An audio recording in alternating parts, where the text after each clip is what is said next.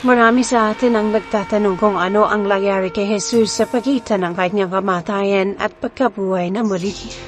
Ano ba talaga ang ibig sabihin ng sinasabi ng Biblia tungkol sa kanyang pagbaba sa Hades?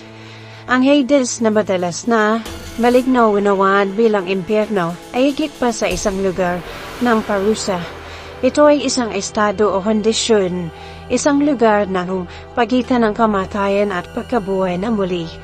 Sama-sama nating tuklasin ang misteryo ng pananatili ni Jesus sa Hades at kung paano ito nagbigay daan sa kanyang tagumpay sa kamatayan.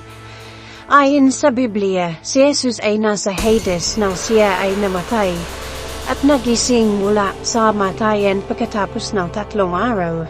Ang Hades ay hindi isang lugar ng parusa gaya ng impyerno, bagkus isang estado ng pagitan ng kamatayan at pagkabuhay na muli. Sa madaling salita, ang Hades ay parang isang lugar kung saan ang mga kaluluwa ng mga namatay ay nananatili hanggang sa araw ng paghuhukom.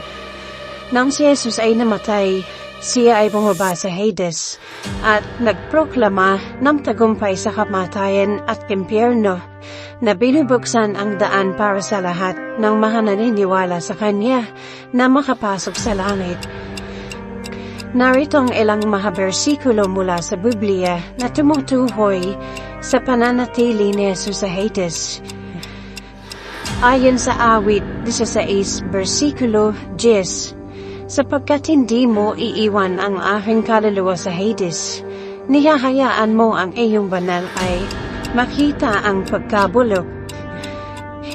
Ito ay isang propesiya tungkol kay Jesus na binanggit sa Gawa 2, bersikulo 27. Ayon naman sa Gawa 2, bersikulo 31, nakikita niya ang kanyang kaluluwa hindi iniwan sa Hades, ni ang kanyang katawan na hindi nakaranas ng pagkabulok. Sa unang Pedro, Kapitulo 3, bersikulo 18 hanggang 19, sapagkat si Kristo ay namatay minsan para sa mga kasalanan, ang matuwid para sa mga hindi matuwid, upang dalhin kayo sa Diyos.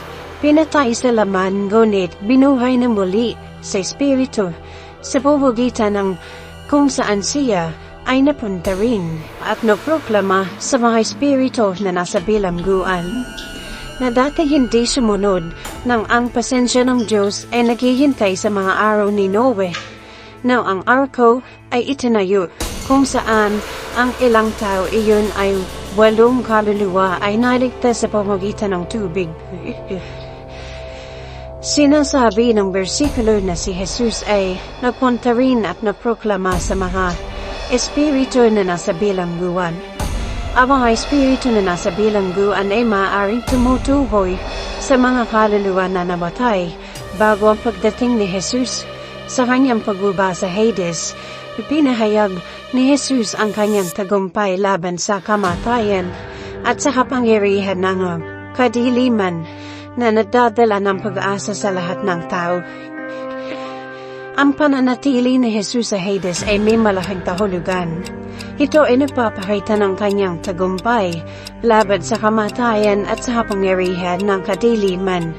Sa pamamagitan ng pagbaba sa Hades, pinuksan niya ang daan para sa kaligtasan ng lahat ng tao at naghatid ng pag-asa sa mga kaluluwa na nananatili sa estado ng pagitan.